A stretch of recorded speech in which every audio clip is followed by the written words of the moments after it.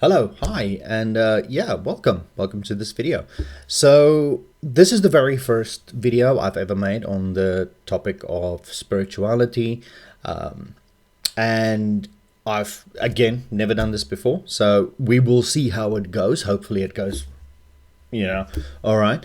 But I just felt the need that I wanted to get some concepts, some ideas into the world, and I don't know. Maybe there's somebody out there who this can help. Maybe there's somebody out there who can find it interesting. Maybe it resonates with some people, and maybe it helps them go through well, go through some things I've gone through a little bit easier.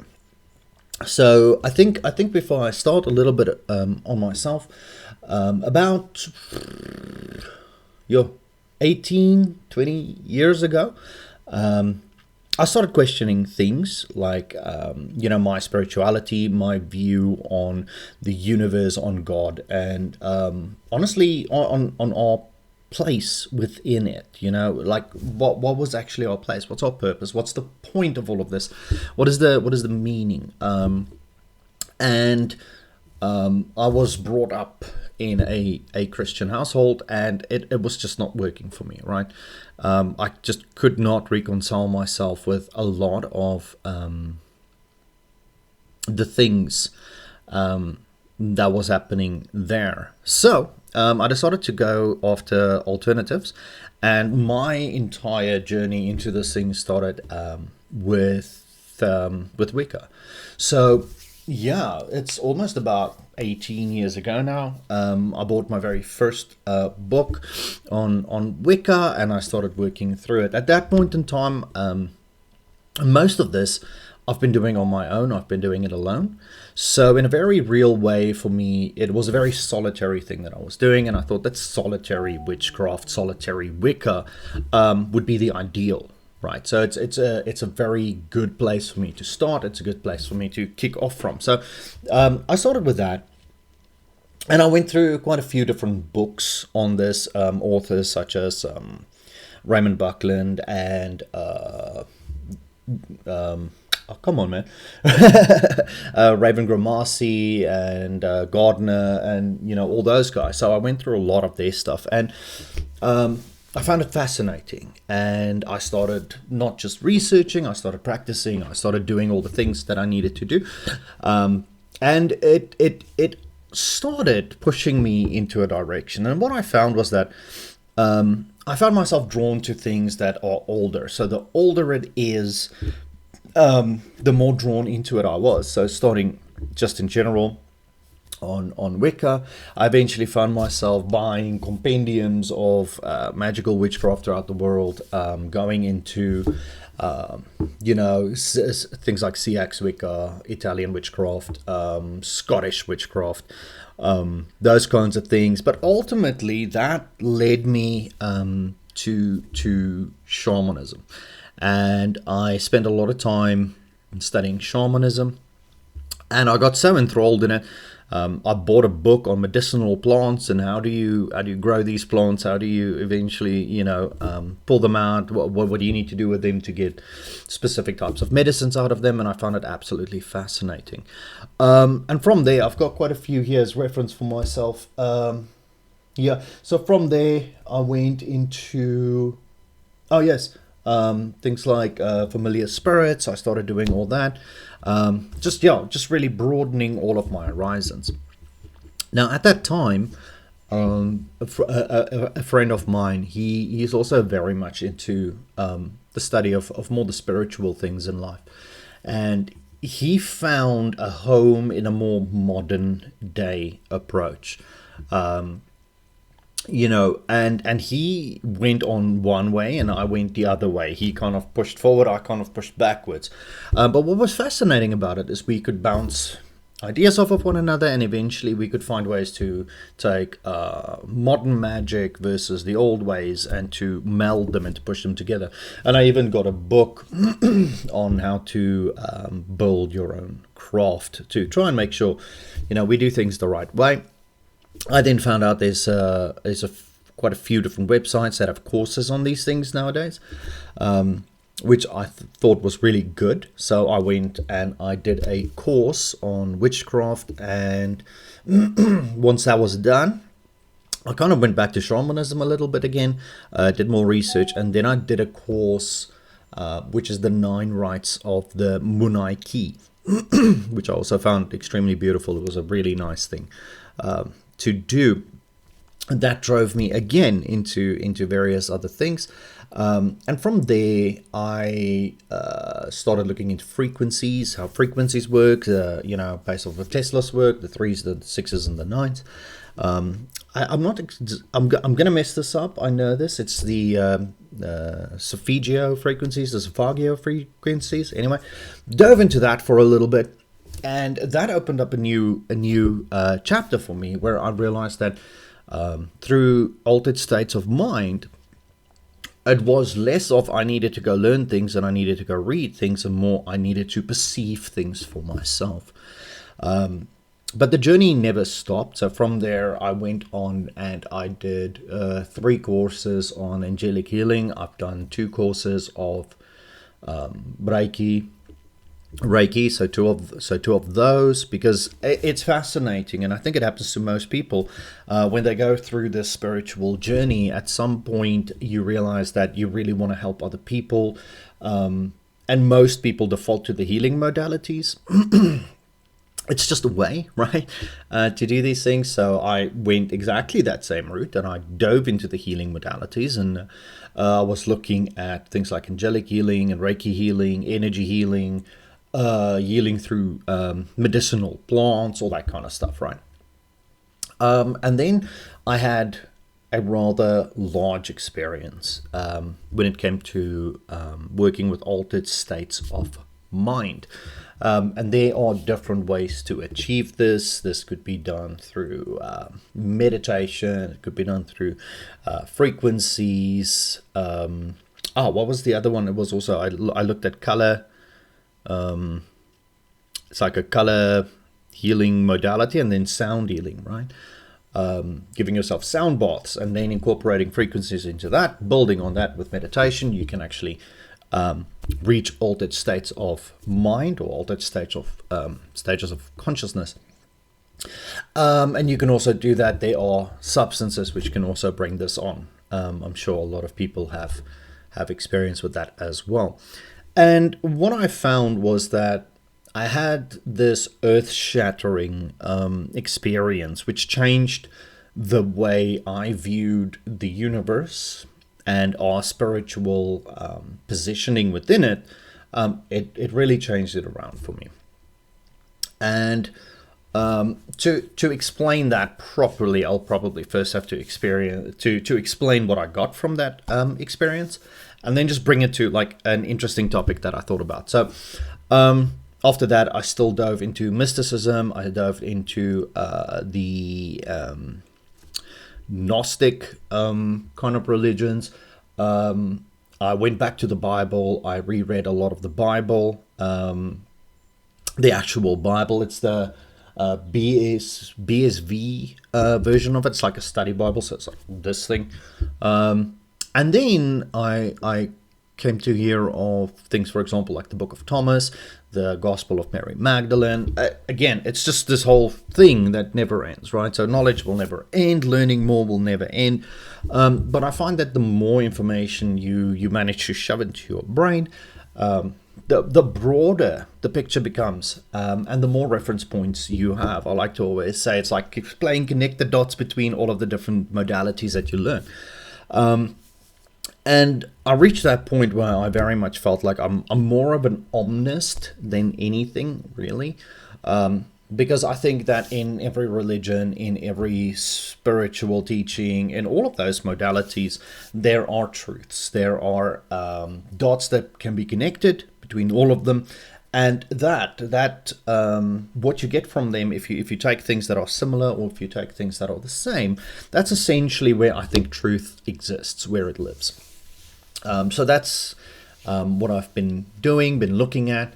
And yes, it's just been a fascinating journey so far.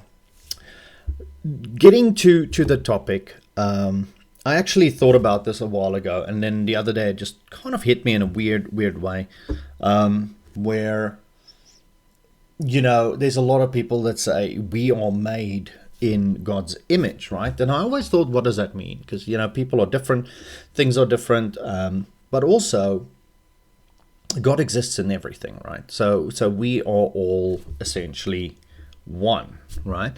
Okay, maybe I should explain that first before we get to it. So this experience that I had, this altered state of consciousness, altered state of mind, essentially what happened is it felt like I experienced this. This is my experience. Take it for what it is. If you believe it, if it resonates with you, then so be it. If you do not believe it, if you don't see it the same way I do, that's fine, right? But what I saw was essentially going all the way back, right? So going all the way back to the moment when, for the first time, things clicked. Okay. And what I found is that why existence happened, why there was this spark of consciousness that just came into being, that's irrelevant. It doesn't matter. Okay. The only thing that really matters is the fact that it actually did happen. Okay. And we know that it happened because we are evidence of the fact that it happened. So that's something that we don't need to investigate or need to spend too much time on. I don't really think it's important. However, and it was this experience of being there and coming into being, right? For the very first time, just realizing, oh, I am here, but I don't know what I am. I don't know what's my purpose. I don't know what's my meaning. I don't know what my function is. And there's nothing except this I am, right? So there's no idea to really generate an idea of what one was without being able to reflect against something else. Something we see in human society. We are what we call each other's insanity checks, right? So whenever we come up with a new idea, a new thought, we just get it out there and we see how people respond to it. If people go, then we know, oh, okay, I'm not insane, and I'm still doing well. I'm still a normal human being.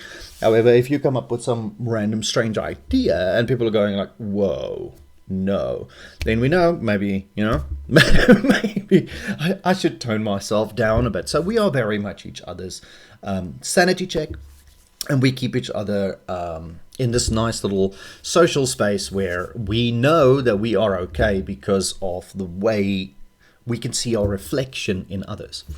And in that moment, while I was having this experience, it felt something similar, right?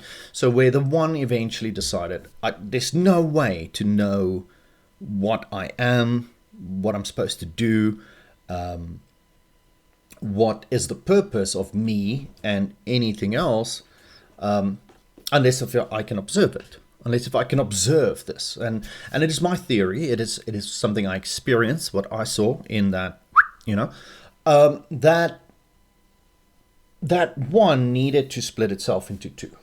Okay. Needed to split itself into two because now the one, they're all still the one, right? But now it's two separate focal point of consciousness within the same one. So now it can bounce ideas. Now it can view itself and reflect upon itself and start learning, right? So if this is everything I am, this should start answering what I am not. If these are all the things I'm not, it should start answering what I am, right? And this started working. It started working pretty well. Now there's something to bounce ideas off of. Now there's something to soundboard for each other. Now there's something to sanity check, right? The overwhelming issue here, of course, is that the one was looking for answers and realized that answers would lie in separate incarnations of itself, right? And that would mean that, okay, but whenever I do split, it would mean that it's both identical copies. Now, the experiences won't be the same. The way they process the information won't be the same. So it's a good thing, but you'll never get to a point where you actually understand truly what you are. And so these two minds, these two consciousnesses had to split again. And it had to split again, right? In order to better understand, to better gain understanding of what they were, by being able to bear witness to more of itself. It sounds insane, I know. Again, if you think I'm absolutely nuts, that's perfectly fine. And so it ended up creating this multitude of individual minds, individual consciousnesses within itself. Okay, becoming a very real world reflection space of itself. Okay. Now, looking at that, looking at that situation, I believe that that has been the progress of God, of Source, of the universe, of however you want to name it. But I believe that's the progress. That is the natural, logical expansion that we've been seeing, right? That is why the universe always keeps on growing. That is why more energy floods into the universe for no apparent reason, right? Because as this single source of life energy continues to grow and continues to become more fractal in and of itself, it simply starts growing, right? And the purpose behind it would be understanding itself, and to come to realization as to what it is. And so creation happens. Okay, so having said that, bringing it back to my point, right? We've said it. I've heard this phrase a lot of times. People say that, all of creation is created in God's image. Now, I'm just using God loosely, all right? It could be God, it could be Elohim, it could be Source, the universe, the single source of life and energy that permeates and flows through all, right? It could be any of those. Okay, I'm using it loosely. That we are, in essence, created in that image. And that brought me to an interesting thing. I was thinking the other day, just about life, right? And how all of these things fit together. And it's still something that's just mulling in my brain. And then I heard this fascinating talk given by Terrence Howard. Terrence Howard is an absolute genius, in my humble opinion. And he has a few things that he speaks about, but one of them was the flower of life, and this brought the flower of life back into my mind. So, this is the flower of life. That's the pattern for it, and essentially, if you look at it from a very basic point of view, it explains the process of life. So during a course that I did, which is shamanism from sort of like an Egyptian perspective, they also talk about this quite a bit, where they explain that the flower of life showcases and explains the process of life. I know there's a lot of people that's investigating this, and they're doing a lot of research on it, and there's a lot of interesting things that come from it. But at its base, at its core, that is one of the key things that we can take away from the flower of life. It essentially showcases us the process that life takes from a single-celled organism to something much more complex. It should also then be noted that most people perceive the flower of life as, that circular form within the circle, as a flat representation of the image of what it is, but it's also actually a spheric form if you take it into three-dimensional space. And if you take it into four-dimensional space, it almost seems like it starts collapsing on itself. It's really a fascinating pattern. Apologies. It's really a fascinating pattern. It continuously just replicating upon itself.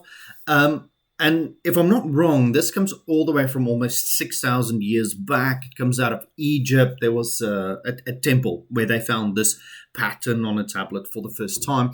It is truly a fascinating thing. I think even in concepts such as modern magic, it becomes the backdrop for what they call the middle pillar of the human being. So it's a fascinating thing.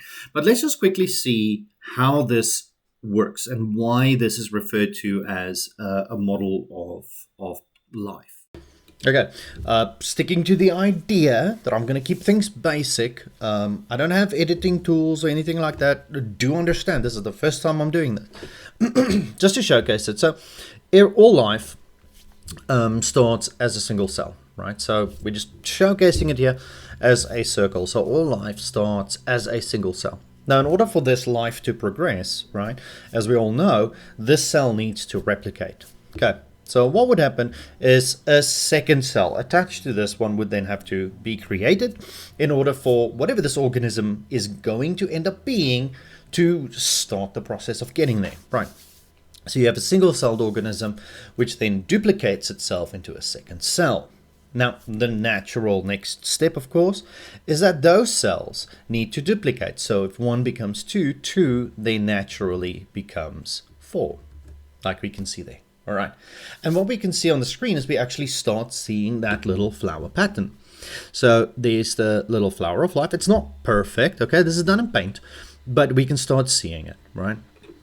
And if this had to now again replicate upon itself, we would see that suddenly we start seeing more of these, and this would continue on, right? This would continue on, and eventually that single-celled life that was there would eventually expand itself and duplicate itself into the complexity of whatever organism it needs to be.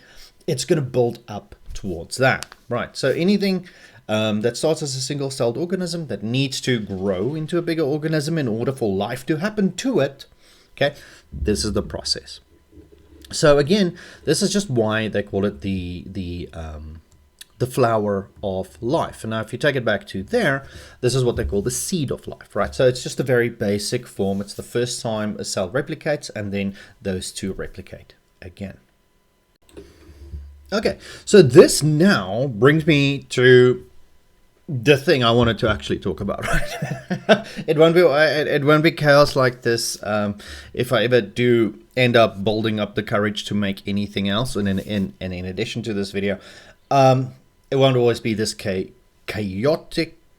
Okay, but there's a lot of background information that I just needed to bleh out there in order to make my point. Okay, to pose a question to you, something that might make you think, it might resonate with you, something that you think this dude is just freaking nuts. Okay, but cool.